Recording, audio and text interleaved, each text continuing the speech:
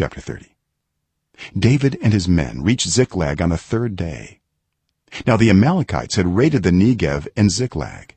They had attacked Ziklag and burned it, and had taken captive the women and everyone else in it, both young and old. They killed none of them, but carried them off as they went on their way.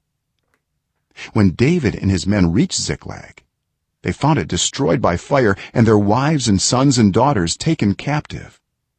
So David and his men wept aloud until they had no strength left to weep.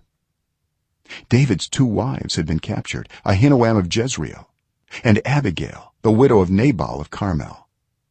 David was greatly distressed because the men were talking of stoning him.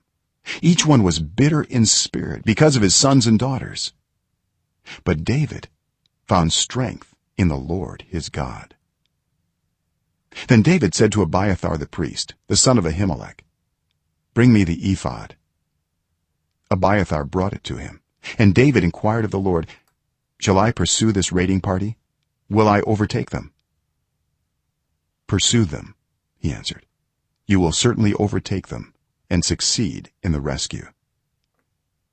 David and the 600 men with him came to the Besor valley, where some stayed behind. 200 of them were too exhausted to cross the valley, but David and the other 400 continued the pursuit. They found an Egyptian in a field and brought him to David. They gave him water to drink and food to eat, part of a cake of pressed figs and 2 cakes of raisins.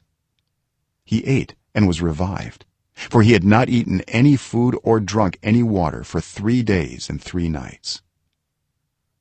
David asked him, "Who do you belong to?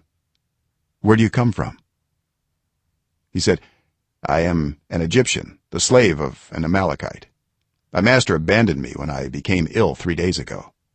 We raided the Negev of the Kerethites, some territory belonging to Judah, and the Negev of Caleb, and we burned Ziklag." David asked him, "Can you lead me down to this raiding party?"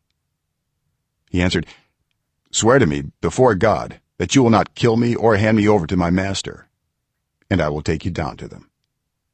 He led David down, and there they were, scattered over the countryside, eating, drinking, and reveling because of the great amount of plunder they had taken from the land of the Philistines and from Judah.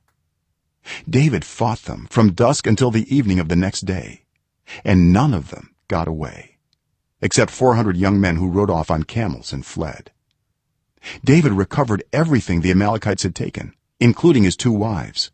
Nothing was missing, young or old, boy or girl, plunder or anything else they had taken. David brought everything back. He took all the flocks and herds, and his men drove them ahead of the other livestock, saying, "This is David's plunder." Then David came to the 200 men who had been too exhausted to follow him and who were left behind at the Besor valley. They came out to meet David and the men with him. As David and his men approached, he asked them how they were. But all the evil men and troublemakers among David's followers said, "Because they did not go out with us, we will not share with them the plunder we recovered. However, each man may take his wife and children and go." David replied, "No, my brothers, you must not do that with what the Lord has given us. He has protected us and delivered into our hands the raiding party that came against us. Who will listen to what you say? The share of the man who stayed with the supplies is to be the same as that of him who went down to the battle. All will share alike." David made this a statute and ordinance for Israel from that day to this. When David reached Ziklag, he sent some of the plunder to the elders of Judah, who were his friends, saying, "Here is a gift for you from the plunder of the Lord's enemies."